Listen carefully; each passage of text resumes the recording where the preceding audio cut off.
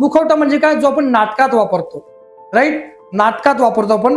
मग जी नाटकामध्ये भूमिका असते, समोर जर तुम्ही काही मास्क लावला केला तर तुम्ही ते असता का? अजिबात नाही, तुम्ही ते नसता.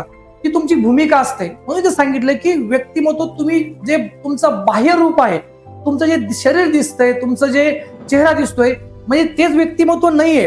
तर त्याच्या पलीकडे सुद्धा तुम्हाला व्यक्तिमत्व हे वेगळं बघता आलं पाहिजे. मग मी तुमच्या समोर आणखी काहीतरी वेगळं घेऊन येईल. आता तुम्ही मला थोडंसं आणखी व्यवस्थित बघा सगळ्यांनी. बघा, आता कोणी घाबरू नका, टेन्शन घेऊ नका, काळजी करू नका. बघा समोर काय दिसतंय तुम्हाला, मी दिसतोय का? बघा, घाबरू नका, डोळे उघडा, डोळे उघडा. बघा, आता याला म्हणतो आपण शैक्षणिक साधनांचा वापर करणं. काय सांगितलंय, काय सांगितलंय बघा, व्यक्तिमत्व. व्यक्तिमत्व हा शब्द खूप व्यापक आहे, खूप मोठा आहे, बरोबर आहे की नाही? आता घाबरू नका, काळजी करू नका. आता असंच आपण शिकणार आहे, पद्धतशीर एकदम. पर्सोना, पर्सनॅलिटी शब्द आहे. पर्सनॅलिटी व्यक्तिमत्व असं सांगितलंय. पर्सोना लॅटिन वर्ड आहे. पर्सनॅलिटी हा शब्द पर्सोना या शब्दापासून बनला. पर्सोना म्हणजे मास्क, मास्क म्हणजे मुखवटा असं सांगितलंय. घाबरू नका, काळजी करू नका.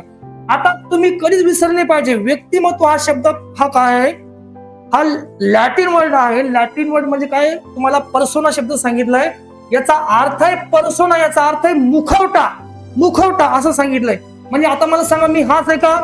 हाच आहे का? मी सांगा, नाही, मी आता मुखवटा घातलेला आहे, हा मी नाहीये, हे लक्षात घ्या. हे तुम्हाला समजून घेणं गरजेचं आहे. असं आपण प्रत्येक जण वेगवेगळे मुखवटे घालतो, वेगवेगळ्या ठिकाणी वेगवेगळं राहतो आणि आपण काळजी करतो. आता पुन्हा बघा, टेन्शन घेऊ नका, काळजी करू नका. आता हा मी का? पहिला मी होतो, आता तो सेकंड नाही. तर इथं असं थोडक्यात सांगितलं आहे. तुम्हाला हे समजून सांगायचंय मला की हा जो मुखवटा आहे, हा मुखवटा हा मी नाहीये, हे माझं व्यक्तिमत्वाचं एक रूप आहे, एक चेहरा आहे.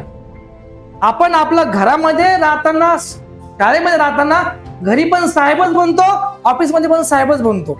मी मॅडम आहे, तो मॅडम शाळेमध्ये, तुम्ही घरी पण मी मॅडमच आहे. असं इथं आपल्याला चेंज होणं गरजेचं आहे. So you are right now, you are fresh ना.